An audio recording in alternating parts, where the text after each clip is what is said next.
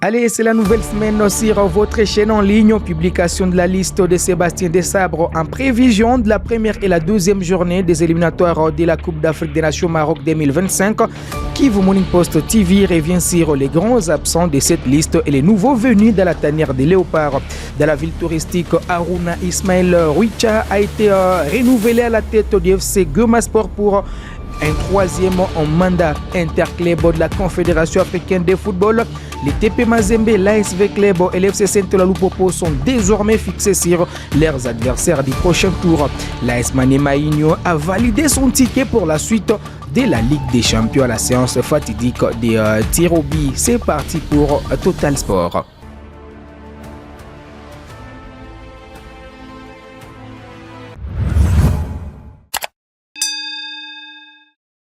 Allez, ouvrons par la sélection nationale de la République démocratique du Congo. Ce week-end, Sébastien Desabre, sélectionneur national des Léopards de la RDC, a rendu public la liste de 25 joueurs retenus pour en découdre contre la Guinée le 6 septembre au stade des Martyrs de la Pentecôte et contre l'Éthiopie le 9 septembre en Tanzanie pour les comptes de la première et la deuxième journée des éliminatoires de la Coupe d'Afrique des Nations Maroc 2025.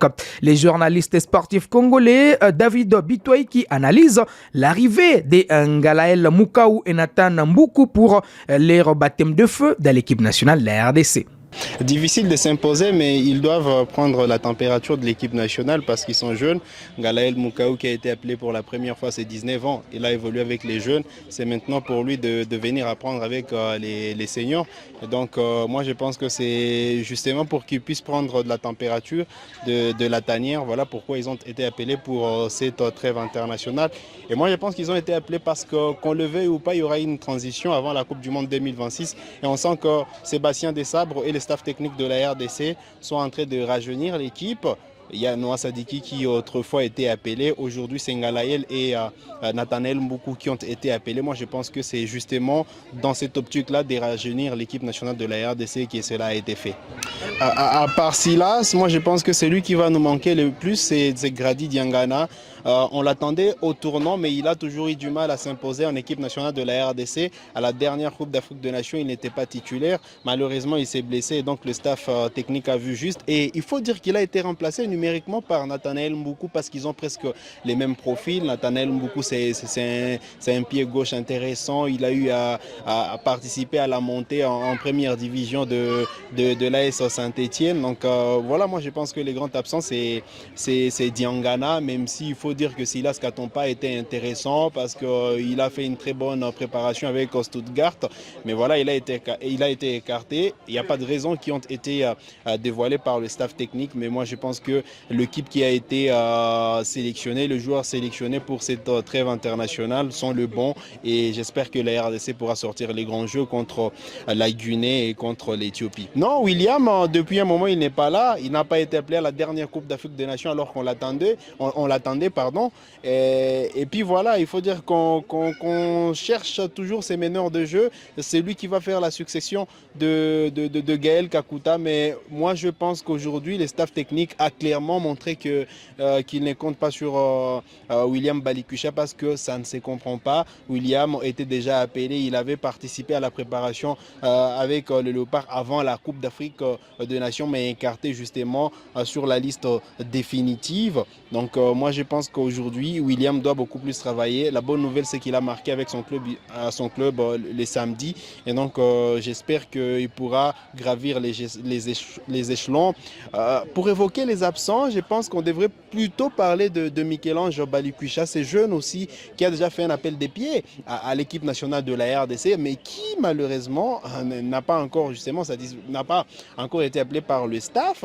Allez, absent lors du dernier rassemblement cadré avec la première et la deuxième journée des éliminatoires de la Coupe du Monde 2026, Silas Katompa est une fois de plus parmi les grands absents. Les journalistes sportifs Michael Lourouma évoquent un choix disciplinaire.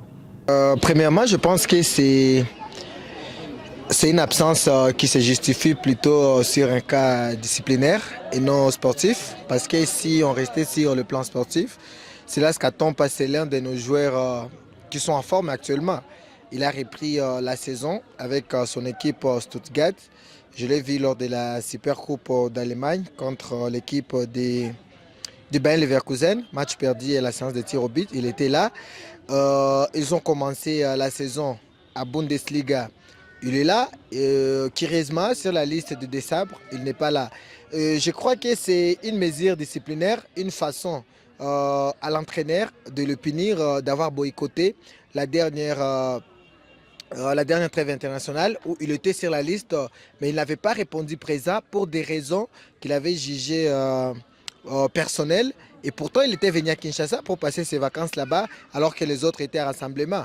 Et pour ne pas montrer aux autres que nul n'est au-dessus, donc pour montrer aux autres que nul n'est au-dessus de l'équipe ou de la sélection, l'entraîneur a jugé mieux de les snobber lors de ces rassemblements. Je pense que c'est pour des raisons plutôt disciplinaires que sportives que Silas Katompa ne figure pas sur cette liste.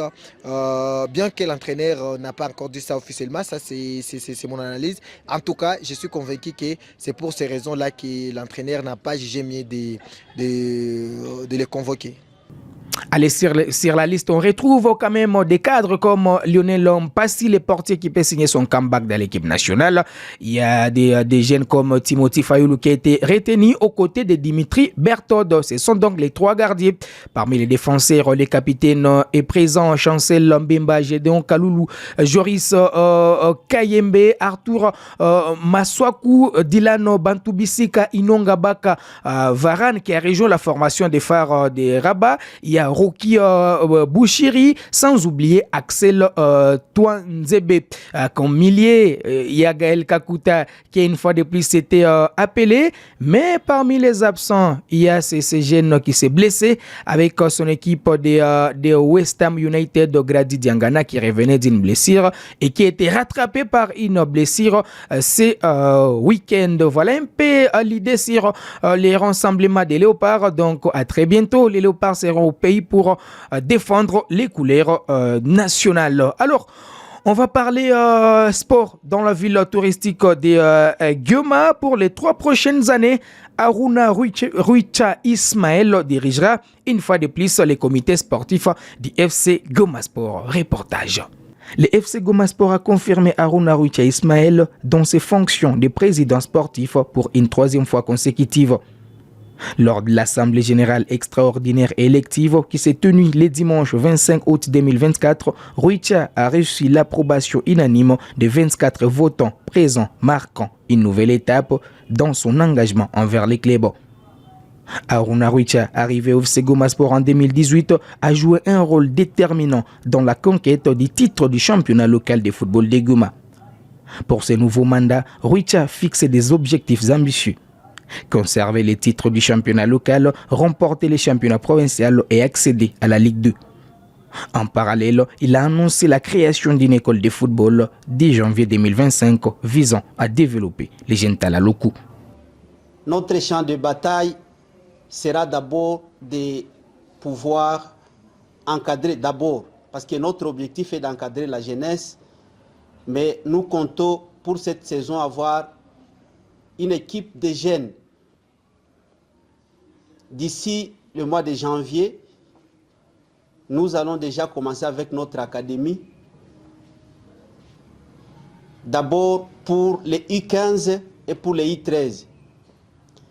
C'est là pour pouvoir déjà préparer l'avenir de notre équipe. Les comités nouvellement élus se composent de plusieurs membres clés. Ange Baeni, avec 22 voix sur les 24 votants, est désormais la vice-présidente. Gershom Rafiki sera en charge du secrétariat, Rit Komayombi conduira la trésorerie et Kambale Bakuliraï sera responsable de la conseillerie. 2 postes restent encore à pourvoir, celui des conseillers et celui du secrétaire adjoint. Les comités devront s'atteler à combler ces vides dans les plus brefs délais pour assurer une gestion efficace du club. Ces renouvellements des mandats et la formation du nouveau comité signalent une période de stabilité et de nouveaux défis pour le FC Goma Sport alors que les clubs se préparent à poursuivre ses ambitions sur la scène locale et provinciale. Allez, enchaînons avec les interclubs de la CAF. L'AS Maniema Union s'est qualifié pour les 16e de finale de la Ligue des Champions, la CAF, au tir au but face à Ngezi Platinum, 4-3 après un match nul de 0-0. Comme à l'aller, les deux équipes n'ont pas réussi à marquer. L'entraîneur du club congolais Papi Kimoto revient sur la qualification. Je suis très satisfait qu'on est qualifié. Et comme j'ai dit hier lors de notre point de presse, qu'on allait tout donner. On l'a fait aujourd'hui. On a loupé pas mal d'occasions et des opportunités pour marquer.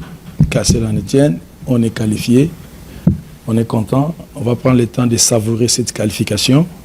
Et après 10 jours, on doit se remettre au travail parce qu'on a encore un match à jouer.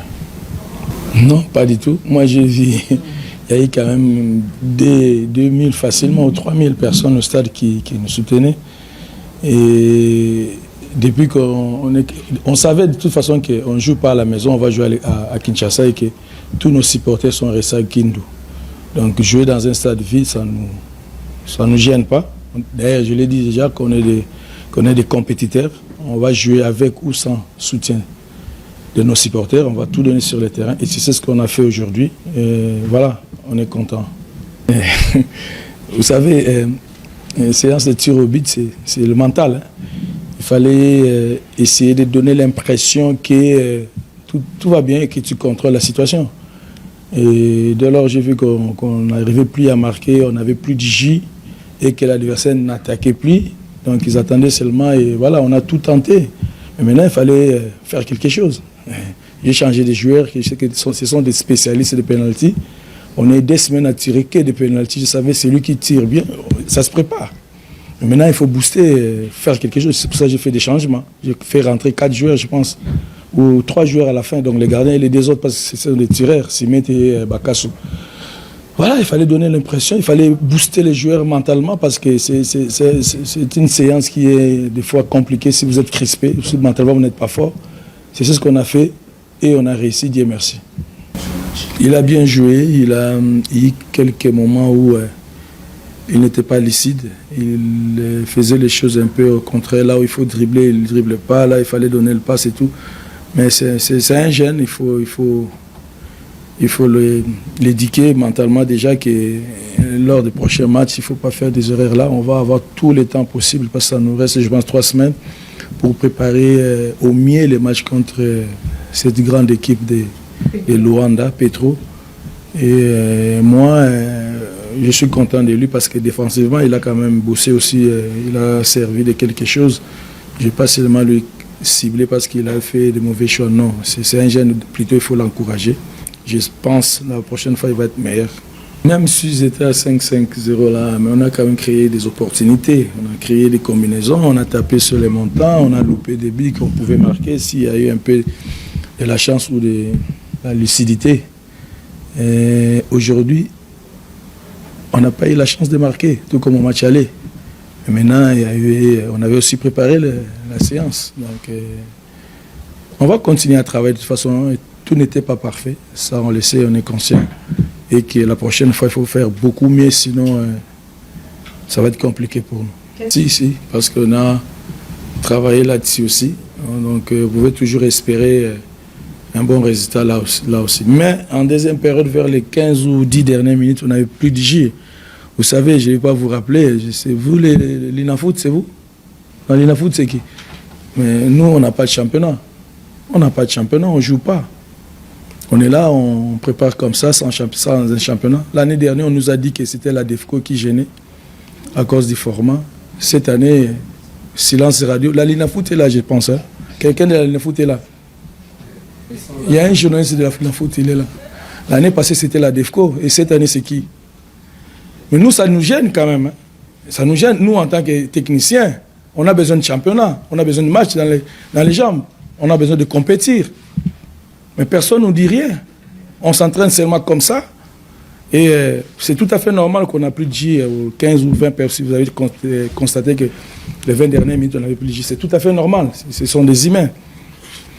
Je ne sais pas quand est-ce qu'on va commencer ça. On ne croit pas qu'on va commencer avant notre deuxième tour. Donc on va continuer à faire comme Maintenant, peut-être qu'il faut multiplier les matchs amicaux, aller chercher nos représentants aussi, faire les matchs avec eux, je ne sais pas, pour essayer un peu d'être beaucoup plus compétitif.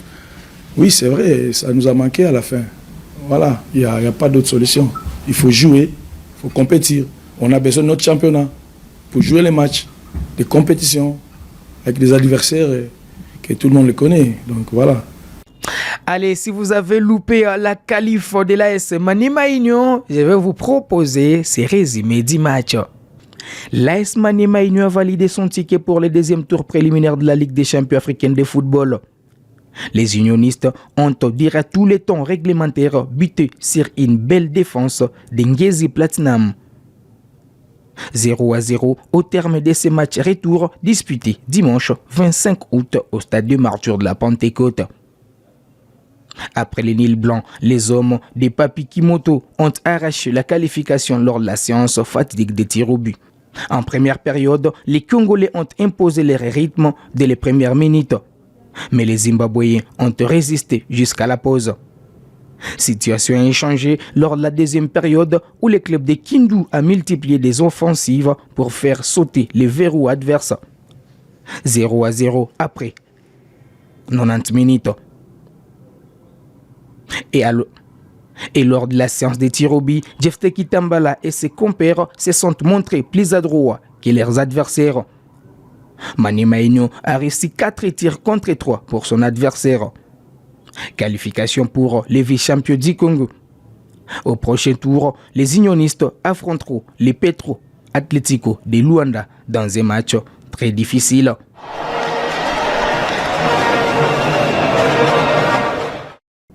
Allez, exemptés de ces premiers tours, les 3 clubs congolais sont aussi fixés sur leurs adversaires. L'ASV Club de Kinshasa en Coupe de la Confédération jouera contre les clubs sud-africains de Stellenbosch. Les Moscovites sont désormais avertis. Avec Club qui, la saison finissante, n'a pas été à la hauteur du championnat national, s'est renforcé avec plusieurs joueurs en libérant également de l'espace.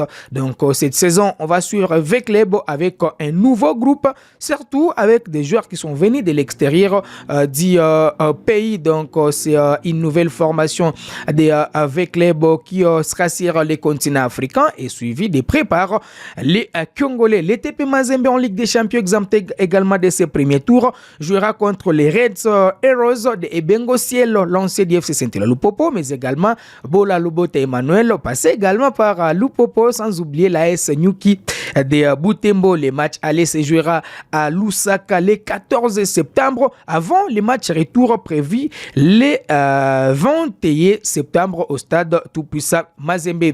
L'FC Saint-Éloi Lupopo de son côté jouera contre Bravos de Makis, un club angolais. Donc les Lumpa doivent maintenant se préparer pour se mettre à l'abri avant d'entrer en lice en Coupe de la Confédération. Pour Maniema Union, ça sera Petro Atlético de Luanda pour les 16e de finale. Un match très compliqué pour les unionistes. Voilà qui met un terme à cette production sportive sur Kivu Morning Post TV.